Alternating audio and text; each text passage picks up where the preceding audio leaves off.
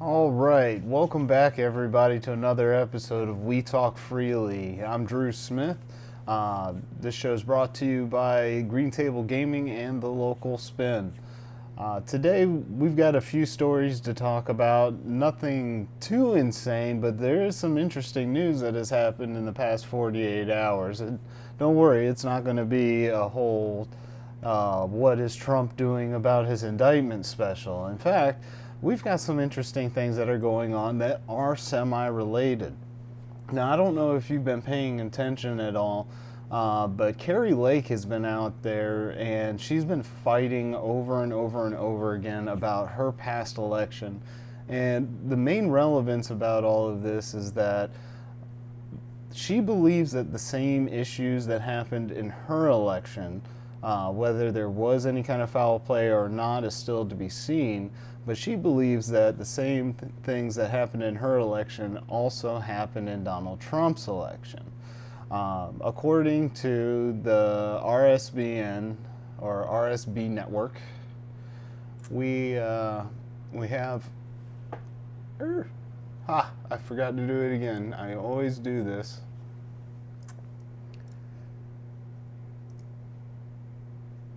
There we go. So, according to RSBN, Kari Lake confirmed on Sunday that she will return to court in late September following a trial date set in her bid to obtain access to mail-in ballot signatures in the wake of the 22 midterm elections in Arizona. So this is very interesting to me because if you remember back when Trump was contesting everything that was going on, that was one of the main things that he wanted checked out. He wanted people to go back, verify each ballot, make sure that IDs match, make sure that signatures match, and things that relate to verification. But every court, every judge, when it was brought before them, just would not hear the cases, or there was just some reason that they wouldn't allow it to move anything forward. But Kari Lake has been fighting this whole time against her opponent, Katie Hobbs. She has still not conceded her election. She does believe that something happened, and she's aiming to get to the bottom of it. So I'm actually very proud of her for this, I think it's very interesting. What I find more interesting about the whole thing is that Katie Hobbs and the rest of the Democrat Party over there, they haven't just put up to shut her up. At some point, you get frustrated, and if you know you didn't cheat, you didn't have anything malicious happening or anything of that nature, you have no problem presenting evidence. You don't have any problems taking it to court. You could petition for these cases to be heard and to be handled. But that's not what we've seen from Democrats. And we actually haven't seen that from Democrats anywhere in the United States. None of the states where election fraud denial claims have become prevalent. That's what really rings a bell in my mind. Personally with me, if you want to question me on something, I'll bring the receipts, I'll bring the paperwork. And if I'm wrong, I'm wrong. I'll take it on the chin, whatever. But Democrats have refused to do it. With that being said, I do have another tab to go into on that, but it's very redundant. So let's just move forward here. And I apologize, this recording is coming out a little bit later today than usual. We are getting ready here in Georgia, just like Florida. We've got a massive storm that's coming up through the Gulf. From what I hear, it's already showing signs of a Category 4, but it's supposed to be losing energy as it comes this way. I don't know what to expect completely, but I know it won't be that strong when it hits my shoreline here on the other side. So it won't be too bad, but just as a heads up, we may lose power for a couple days because it's supposed to go directly over Savannah, Georgia here. And so if that happens, most likely I will not have my Thursday episode up. But if we do have power, I will get something out there. Definitely will be talking about the storm and what happened. But fingers crossed that everything's okay. I pray for everyone's safety there in Florida and all the way through where this thing is going. I'm hearing that there's also a chance that these storms may even converge. Who knows? There may be some chaos that comes from that. It may come right back. That would be horrible. But either way, y'all keep your ears on the internet, keep your ears on TV, radio, whatever, wherever you get your news. Just keep an eye on what's going on. And if you know anyone in the areas that are going to be affected, try to convince them to, come up and visit, get away from the path of the storm, try to get people to safety. But with that being said, let's move a little bit forward because you guys are here for the news. One very interesting thing that's happened, I do want to talk a little bit about the Trump stuff. I said it won't be a whole episode about it, but I do want to go into, with everybody that has been indicted. I don't know if you've heard about this or not, but I find this extremely interesting. An article from Breitbart here is pointing out, of all the people that ended up walking away from the jail that got bailed out, the only person that was denied was the leader of Black Voices for Trump, Harrison Floyd. He's the only co-defendant denied bail in Georgia. And I find this very, very, very wild, especially after the tail end of, the whole Black Lives Matter movement and everything else like that.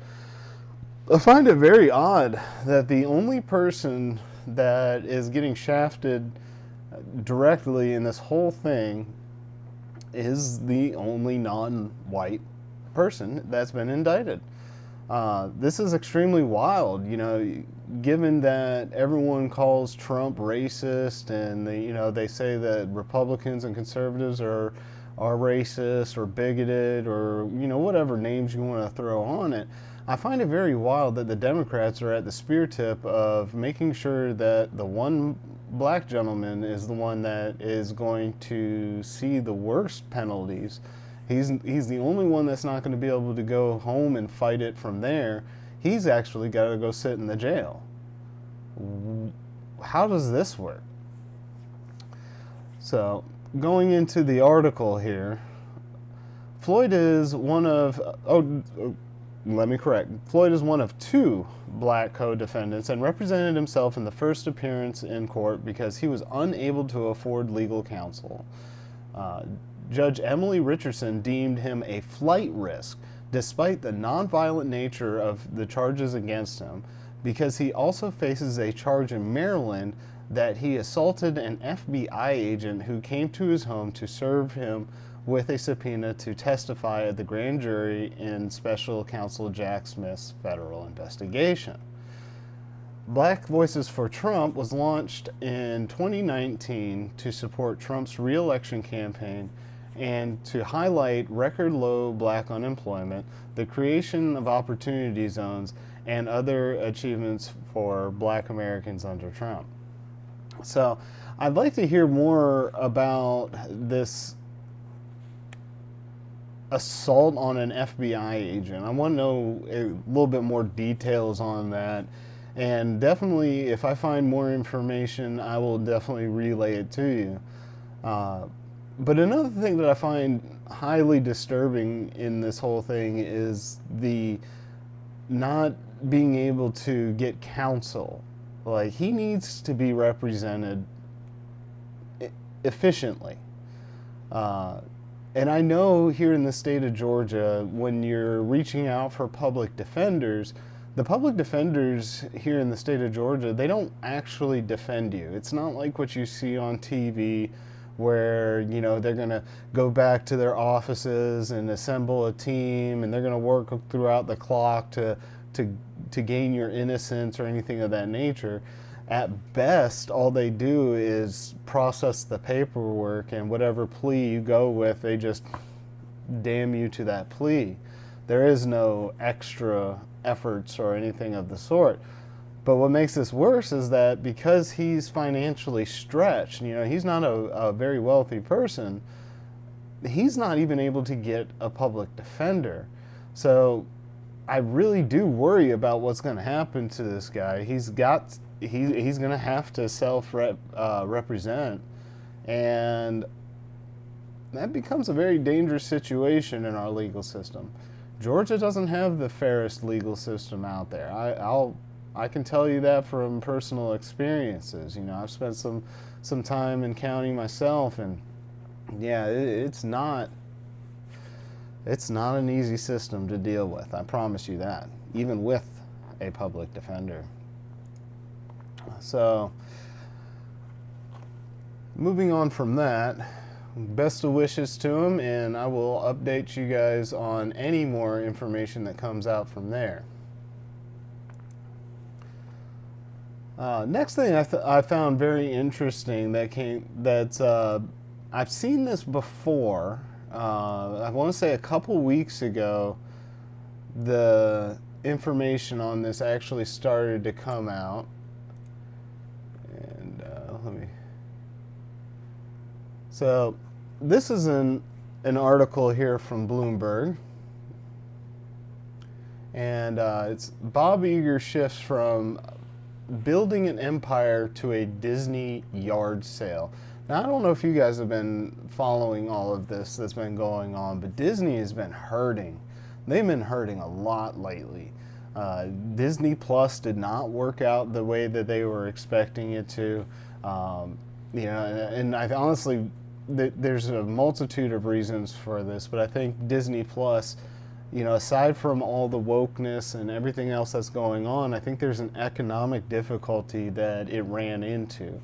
At the beginning of the Biden administration, our whole nation saw an entire shift where people didn't have a lot of extra money to play with, and a lot of smart families ended up kind of trimming the fat on all the little extra things that they had going on in their lives. Streaming services are definitely one of those extra things that your kids can deal without. A lot of people do like to sit their kids in front of the TV or in front of the tablet as a form of entertainment, but if you're trying to save money, hey, the kids can go play with their Legos or something like that. They don't exactly have to sit in front of something digital. As a parent myself, I know there's other ways that kids can entertain themselves, and me myself, I cut cable TV and a lot of that stuff out of my life anyway. So I'm sure a lot of families have been following up and saying, these subscription services get very expensive, so maybe they kept one or two of them, because they have a lot of shows in them that they like, and Disney's one of those that would be like specifically only for the kids. So a lot of families are looking at it like, hey, I need to get the most bang for our buck. I need a streaming service that has stuff for me and for my children. And so, like Amazon or Netflix may have been able to supplement all their entertainment needs and give them the ability to cut out. So the streaming side of it definitely took a lot of damage in that aspect as well. Now, we can have the discussion about the wokeness movement and all the decisions that they made from there, but I'm really not trying to be that divisive on it. There's a lot of things that they've done and a lot of changes that they made that I'm personally not that cool with, but I'm not going to condemn them. It's their business. It's what they want to do. Another thing that probably had some effect on them is the battling that they've had to do down there in Florida with everything that's been going on with Ron DeSantis. Again, on the woke stuff that's been going on, I'm sure there's a lot of investment there. But we have also seen some issues with their, I want to say, the new Star Wars theme parks, where they were charging something like $4,800 for the weekend. Don't quote me on that price, but I know it's something really high in that range.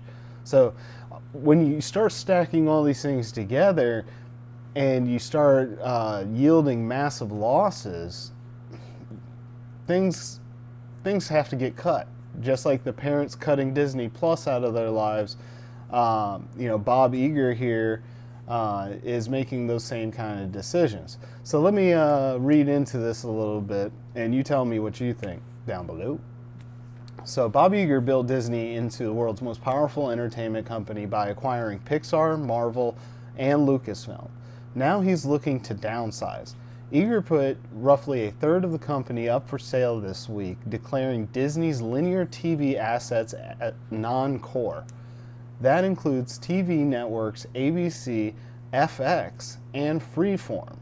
He also said Disney is looking for a strategic partner for ESPN, though he's not willing to sell the whole thing. And the company is already looking to sell or restructure its TV and streaming business in India. It's a stunning, if inevitable, turn of events for an executive who spent so much of his career working in TV, and for a company that relied on cable networks for the majority of its profit. Before the pandemic, Disney Media Networks generated 35% or $24.8 billion of company revenue and more than 50% or $7.5 billion of its operating income. Now, don't quote me on any of this after that. From what I'm understanding, just from movie losses in the past 18 months, I'm hearing a loss of somewhere in the neighborhood of $2 billion. The theme park itself, like I said, has been just hemorrhaging money because people cannot afford, especially in this economy the way that it's going right now, people just cannot afford to spend all that extra money. So it's not surprising to me that Disney's taking a hit and they're looking for ways to kind of keep themselves afloat. It'd be interesting to see what happens to them over the next couple of years. And if Ron DeSantis doesn't get much further in his presidential bid, most likely what we're going to end up seeing is him going back to Florida. And I wonder if he's going to go back to Florida to continue to butt heads with Disney. This is going to be very interesting to see. Such a great, powerful company, for such a long time, and it's really kind of fallen on its sword or on its knee, however you want to say. So we'll see what happens. It's going to be a very, very interesting ride. If I can find my mouse here. There it is. All right, next story. And I've got a few stories here that I want to talk about. Since we're talking about Disney and we're talking about kids, I want to talk a little bit more about education and things that are going on along those lines. This has been a real hot button issue for a lot of people in the media for the past few years, where there's been a lot of influence and a lot of chaos, I guess you could say, in our school systems. Personally, I like the traditional approach. I don't like our schools teaching religion. I don't like our schools teaching sexual ideologies or anything that's outside of science, math, English language arts, music, core subjects, sports even. I like keeping things simple. I really think that a lot of the advanced education should be left to the parents. But I do understand from the other side of the coin, on the other side of the argument, that there are a lot of parents that don't have the ability, don't have the time, or don't even have the knowledge to educate their kids. So there's a lot of place for argument on this whole subject. I would love to hear your thoughts about the stuff that I talk about here. Please definitely come in the comments below and tell me what you think about what teachers should or should not be responsible for teaching. But from the Federalist, let me toss this up here. Whoop, whoop. New education standards force gay history, climate alarmism, and math identity rainbows on students. Now, this is a wild headline right here. And let me get into what they're talking about before you make any kind of assumptions about what's going on.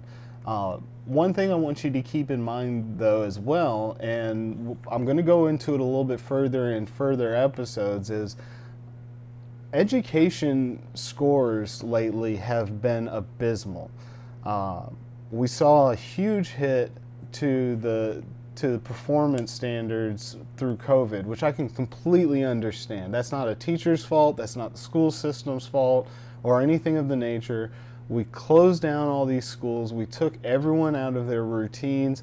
That's obviously going to have some kind of negative backlash. So I was expecting to see some kind of issues. You know, as again, I'm a dad. I have my daughter's in the school system, and when we went through the COVID thing, it was a hell of an adaptation for me because I had to figure out a whole new routine to get my daughter to sit in front of the computers and stuff like that. So that was very difficult. I was expecting to see some lower numbers, but we've been back at school now for a little while. These kids have been back in the classrooms for a little while, and now we have some new confusion, some new issues that have come since we've come back from the COVID lockdowns, and I guess you could call them vacation. But yeah, since we come back from COVID lockdowns, things just have not been the same.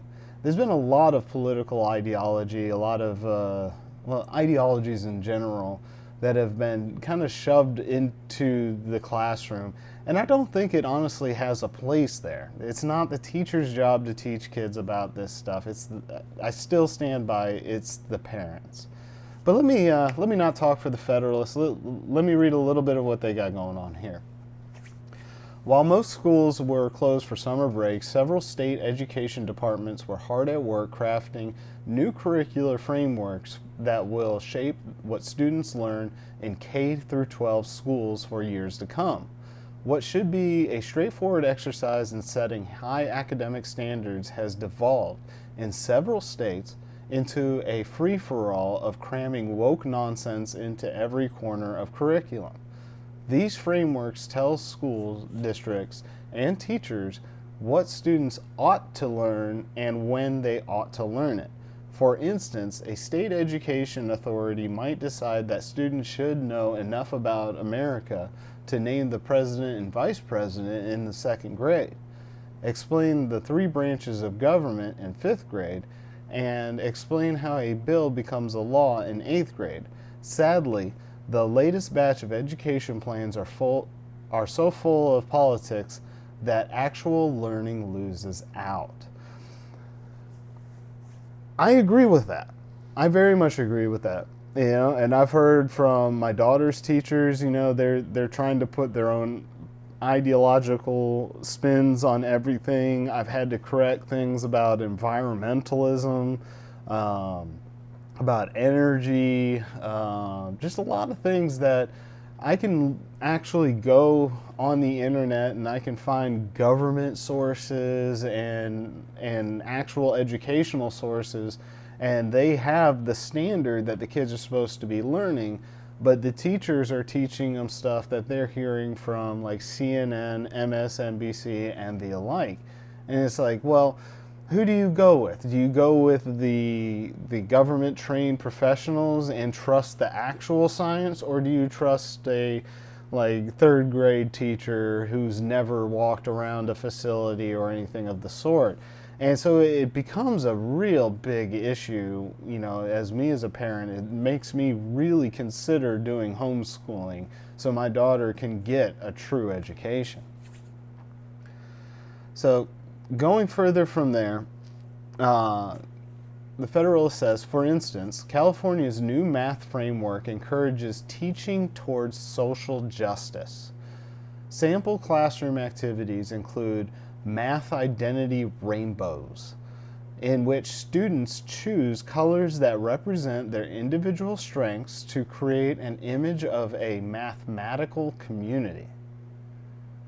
I don't even know what that means, folks. What? The math plan prioritizes equity over, well, math to such an extent that academia has taken action. As the framework was being crafted, more than 1,700 academics in the STEM fields signed an open letter decrying the lack of options for advanced students to receive advanced math instruction. Their letter also laments the setting aside of algebra and geometry, expressing concern that students will arrive at college ill-prepared to handle post-secondary mathematics. Yeah, and what this will end up doing is you have a lot of universities that will require a certain level of algebra, a certain level of geometry to pass their courses, and these students will all have to spend more time in college because they have to go back and take Algebra 99, Algebra 101. That's really frustrating. You're going to school to learn a certain trade or a certain specialization, and now you have to go back into high school style or high school level classes. Obviously, you're not going back to high school, but you have to go back down to that standard and you have to get caught up. So what does that do to people? Doesn't that add roughly about another year onto a 4-year degree? So 4-year degrees are going to turn into 5-year degrees, right? And who's paying for that? That's the student and their families that end up having to pay for that. Is the Biden student loan forgiveness going to help cover any of that? Is there going to be any kind of educational financing program to catch these students up? You know, what do Democrats and other politicians plan to do to compensate for this educational lull that they're having to deal with? You know, the kids are, instead of learning their algebra, they're having to learn, what was it? Math identity rainbows. I don't think our educational system is ready or set up for any of this. But it does get worse than all of that too. I highly suggest that you guys go check out this article from the Federalist. There's a lot more information that I'm completely leaving out. I want to leave that up to you. Go give them a click. And all of these sites, you know, you can see here at the top of the screen, if you pause it and you zoom in, you can see exactly where I'm going. I'm not making anything crazy or anything. I'm not hiding anything here. So I definitely want you guys to go check out the Federalist, check out all the sites that I go to here, and read these articles in full yourself. There's a lot of great information that they're bringing forward, and I think you'd be cheating yourself if you didn't. But I want to move on from there because this education issue ends up hitting even harder close to home here for me. You know, I've said multiple times, I'm here in Savannah, Georgia, and we've had some issues that have come up recently with the kind of books that are showing up in our libraries. Now, this has been a big debate for conservatives for a long time, and you know, even me as once time an old world Democrat, you know, who ended up joining the walkaway and became more conservative, I can kind of I very much can understand both sides of the aisle. I can understand where everyone's coming from, but this is a bit too far, and this goes majorly into the same thing. This is all about that same kind of distraction that I was talking about. So as you see the headline up there, Georgia District defends offering kids porn, claims it promotes intellectual freedom. I've been to these school board meetings, and all I see at these board meetings when I do go is arguing about these social justice issues. You know, I went to one of the elections and all they were talking about was the Black Lives Matter movement, and most of us were wondering, how are we going to get our teachers paid better? How are we going to get their paychecks increased? How are we going to get more teachers into the classrooms? We've got school bus issues here in Chatham County where there's just not enough buses for the kids, not enough buses to make sure that the routes run on time. And a multitude of other issues. Social justice issues just aren't at the top of the list for most of the parents. But I think the biggest problem is that these board members are taking advantage of the fact that these parents don't have the time to go to these meetings. these meetings typically happen at like 7, 8 o'clock at night, and they run till about 9, 10 o'clock at night, depending on how serious the issue is. And if you're a parent, what are you supposed to be doing at that time? Getting your kids to make sure their homework is done, getting them fed, make sure that they're getting a bath or shower or whatever it is, make sure that they're getting to bed and ready for school the next day. You don't have time to go voice your concerns at these places, but God, I wish these parents did, because every time I reach out to a parent, every time I talk to one, they don't agree with this social justice nonsense that is being shoved into our schools. Let me go a little bit into this. I'm not going to scroll it on the screen because this article actually shows some of the porn stuff that's in these books, and I don't want to get my channel struck for it or harmed for it, but I do want to go in and read. So, Libs of TikTok apparently reached out, and they sent a letter into the Savannah-Chatham County Public School System for comment about the sexual and pornographic themed books they provide to their students. And the letter says, "To whom may concern, I am gathering information for a story about the pornographic books your district currently has available for students to view, use, and check out from your libraries. The following pornographic books are currently available in some of your schools: Genderqueer, Flamer, Me, Earl, and Dying Girl, Blankets. For proper context, I've attached screenshots from the above mentioned books you are currently providing to the children, which I will not be showing on this platform. We are wondering if the administration thinks this is appropriate to make available to students in school." And then they put a deadline in here, and they were very polite about the whole thing. So the response from the school, from our school board, and I find this very alarming, is the goal of Savannah-Chatham County Public School System is to empower and inspire all learners to excel in a global society. The Media Center promotes intellectual freedom within the school community by providing access to a variety of information, ideas, and resources. Parents may request that their child not be permitted to check out certain books. In addition, please see the section in our Student Code of Conduct, page 15. The argument is that we don't want this stuff readily accessible to the children.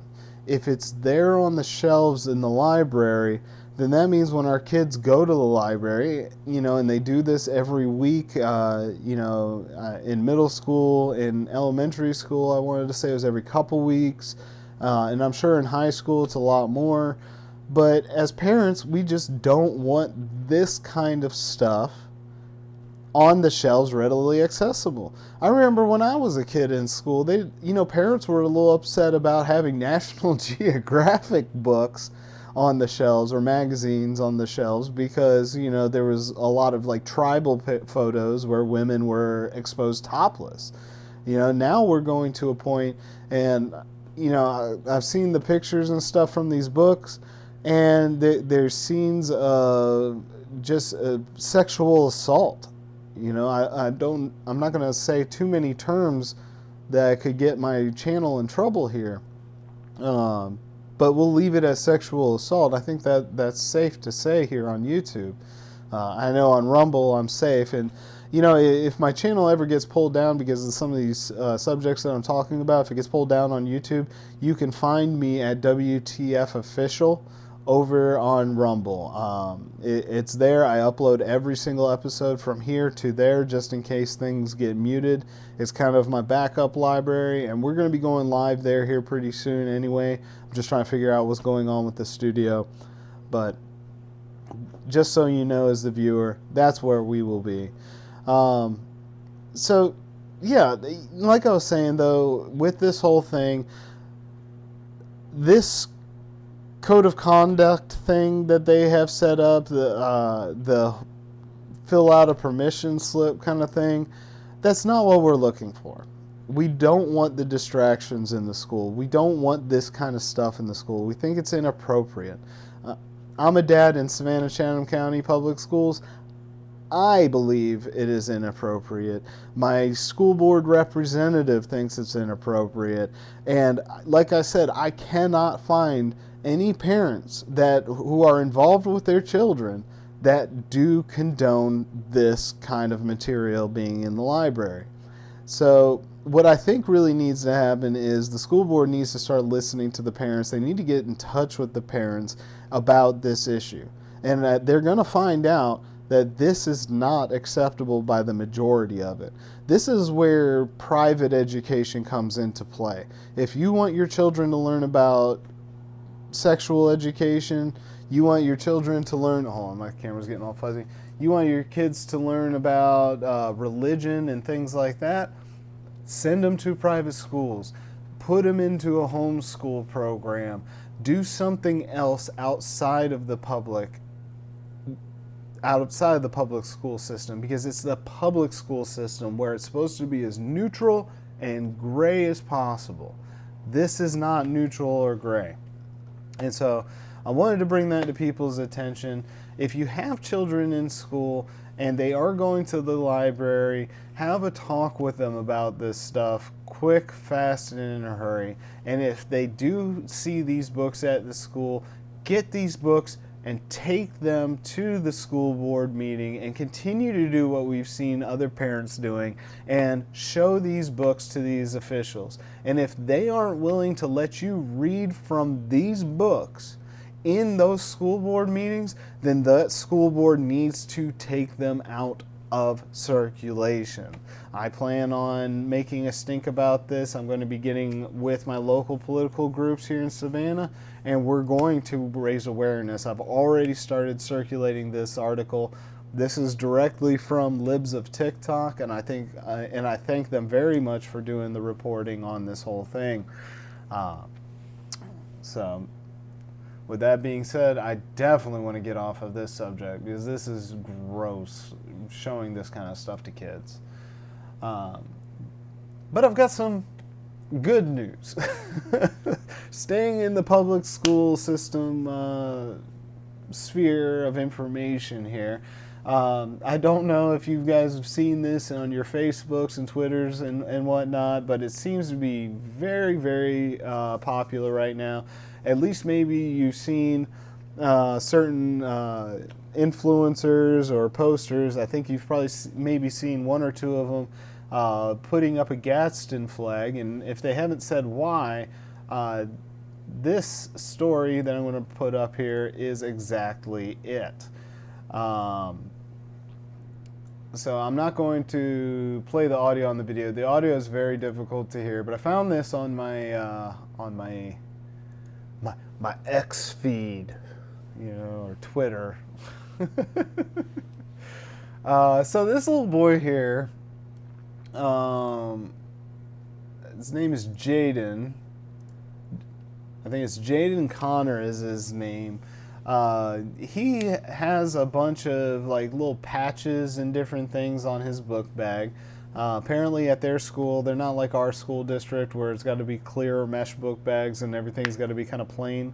But in his school district, they're allowed to have like flair on their bags, like little bits of personality, a little bit of uniqueness on it, which I think is really cool because that reminds me of when I went to school and we were allowed to do all that, and I kind of wish we had it back, but I understand the security of clear mesh book bags. And, honestly, I'd like to hear what you guys think about that one too. How do you feel about the clear book bags or the mesh book bags? Do you think that we should still be on that? I know we do that because they want to be able to see if there's weapons in the bags or even possibly drugs. But do you think it's really being effective, or do you just want to see the kids go back to having normal book bags? Let me know, again, down in the comments below what you think on that subject. I'm very interested to hear. I get very conflicting reports on that. So especially if you're a parent, let me hear that. But even if you're not a parent, let me hear what you got to say. But anyway, so Connor, one of his pieces of flair was the Gadsden flag, and I don't know if you know exactly what the Gadsden flag is, but it's that flag that has the coiled snake on it. Normally, it's a yellow flag, and it says "Don't tread on me" or "Don't step on me." I think it's "Don't tread on me." And I've got the little Tim Pool shirt that says "Don't step on Sneck." I thought that one was hilarious. Uh, but it's a very interesting thing because some people on the left, like this teacher that you see here in the video, tried to make it out to be kind of like a racist dog whistle that's related to slavery. But if you do a little bit of research on it, you find out that it has nothing to do with slavery. It's more towards the Revolutionary War and those kind of efforts. I definitely implore you to do your own homework on the Gadsden flag and to see what it's really about. But this teacher took it too far. And so what she ended up doing was getting in contact with the parents and having a meeting with them and removing Jaden from the class. This ended up having a lot of pushback, I guess you could say, from the local community, from the media. Even the governor got involved. And so if you do know about this story, there has actually been some updates in it. But one of the things that I found most interesting about this story is this photo right here, right? So you can see on his book bag, uh-oh, did I lose that tab? Oh, there it is. Thank goodness. Give her this tab. As you see right here, can I zoom in it? No, it's not going to be nice to me on this one. All right, if you see, you can see here in the bottom corner, bottom right corner of his book bag where my mouse is circulating. That's where the patch is on his book bag. And so this photo, I think, is a great representation of the point that his family is trying to make. If you guys can find that video, it's all over my X feed right now. It's all over my Truth feed and a few other places. So the video is not hard to find. But you see here in the parking lot, this is one of the teacher's cars. And the teacher's car is peppered up just like his book bag is with all kinds of ideology stuff. There's a lot of like leftist messages and different things like that, which I think is fine. If you're going to allow teachers to do that on campus, to bring all kinds of political messages to the campus, then you've got to allow these students to do it as well. If you look closely, there's nothing that is truly offensive on his book bag. I mean, heck, his bottom, the bottom left sticker there, let me see if I can get this bigger at all. That's about as big as I can get it, folks. The bottom left sticker is a frickin' Doge, like Dogecoin. It's a Shiba, was it the Shiba Inu dog? And you can see on his book bag there, he's, I guess he's running for VP of Student Council or something like that. And so yeah, he's got a lot of stuff there on his book bag, a lot of messages, just like the car in that photo, right? So everyone there seems to have freedom of speech, freedom of expression, as long as they're not actually attacking or offending anybody. So this teacher saying that what he's saying is promoting slavery, I think is way out of line here. She didn't do any research on the flag that offended her at all, and I think that is very telling of how far our education system has fallen. I think that would be a great opportunity for that teacher to step up and actually teach the kids of the class what's actually going on. But instead, she took it upon herself to kick him out of the class. And, well, that didn't last very long from my understanding. Okay, I can't see what's going on up here. There we go. Yeah, go away. So with that being said, there has been an update to this. And let me bring that up. So this comes from a Connor Boyack. And he said, for those asking for an update on this story, Jaden decided to go back to school today with his patch still in place. He said he'd do a sit-in if necessary to protest. Good on you, Jaden. 2 law firms have stepped forward to assist as necessary to fight the viewpoint discrimination. That is awesome. Can we get some law firms to step up for the Trump, the guy that was indicted with Trump there? Like, maybe a little help for that guy too, please?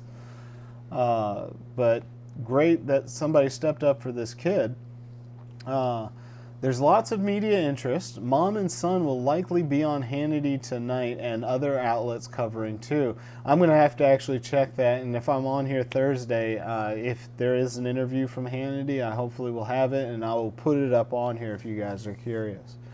As of right now, there's no known response yet from the school board or from the school or district offices.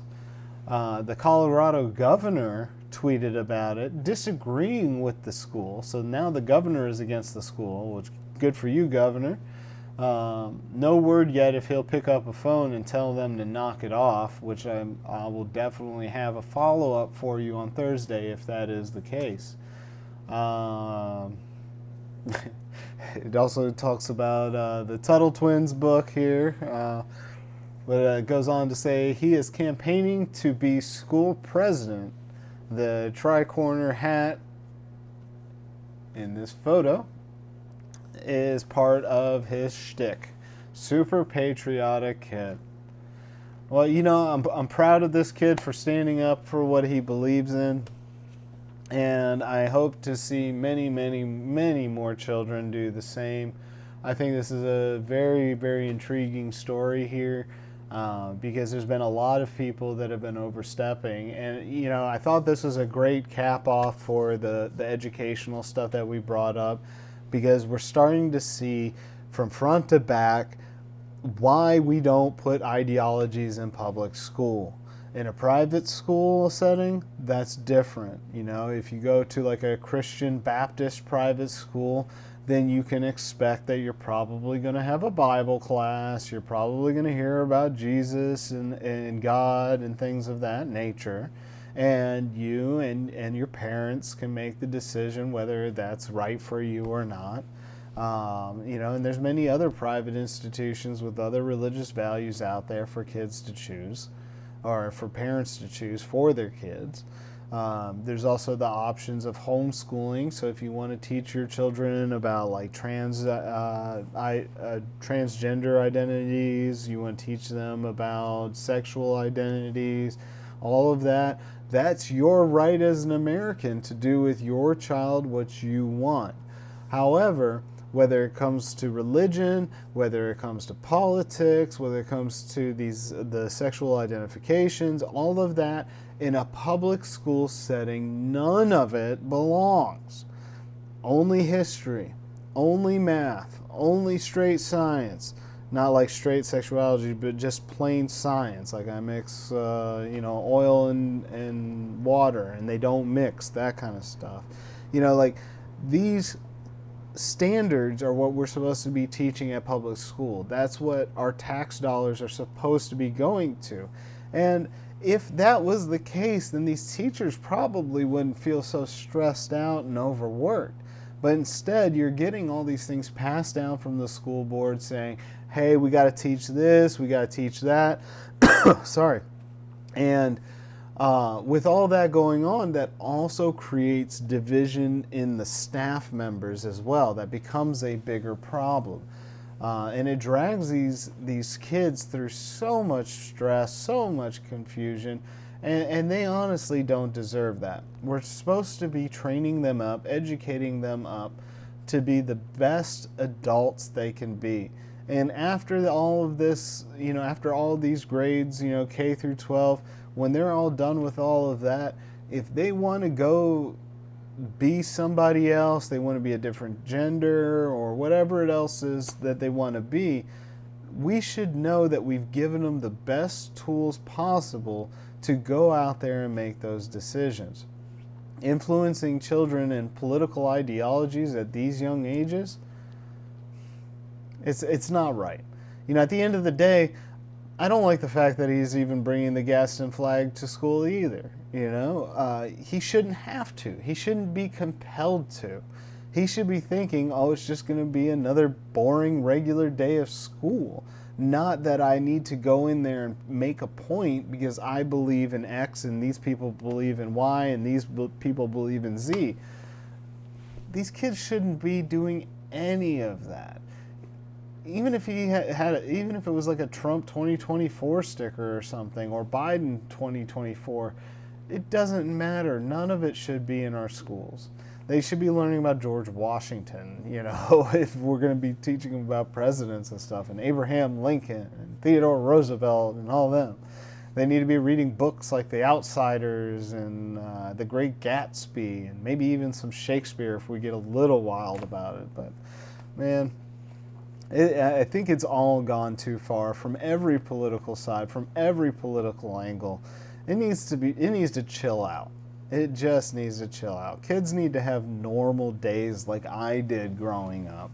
Although it wasn't completely normal. We had a lot of gang violence back in the day. But for the most part, the schools weren't as crazy as they are today. And we had metal detectors at the door. With that being said, that's going to wrap up another episode of We Talk Freely. I appreciate every last one of you for coming and checking this all out. I really appreciate you if you've made it this far. Thank you so much. Please do me a big favor. I'm trying to bump myself up here in the algorithm, start to get discovered by more and more people. I want to get this show rocking as fast as possible and with the best quality as possible. So if we could, leave some comments down below. I really want to know what you guys think about all these subjects that I brought up today. Do you like them? Do you hate them? Do you want to know more information about them? Just jump down there in the comment sections, whether you're on YouTube or on Rumble. Let me know. Every morning I go back and I check for the comments and everything. I check my analytics and all that good stuff. So I'm there. I will respond. Excuse me. And I look forward to those conversations because, what's the point of naming a show We Talk Freely if I'm the only one talking? So it's like I'm talking at you freely? No, that's not what I'm trying to do here. I'm trying to have some open conversations.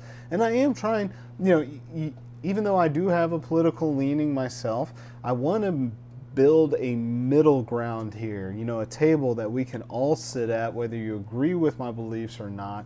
But let's have a table discussion where we can learn things from each other and at least see where we're coming from. Also, don't forget, there's that little like icon down there. If you enjoyed the show, give it some love. If you didn't like it, give me a thumbs down. I don't care. Let me see what you guys are honestly thinking about it. We had some great involvement, I guess you could say. A lot of people watched the last stream, and I think that was fantastic. A good average watch time on there. I was really happy to see that. But without any kind of feedback, I just don't know if I'm doing a good job, if you like what I'm doing. So, and I want to bring a show that you guys can enjoy that isn't like overbearing, it's not angry or anything of that nature. So, just let me know what you think down in the comments below. Give it a like, give it a subscribe, give it all that attention that you can. And moreover than any of that, stay safe. I'll talk to you guys hopefully on Thursday if this hurricane doesn't rock us. See you then.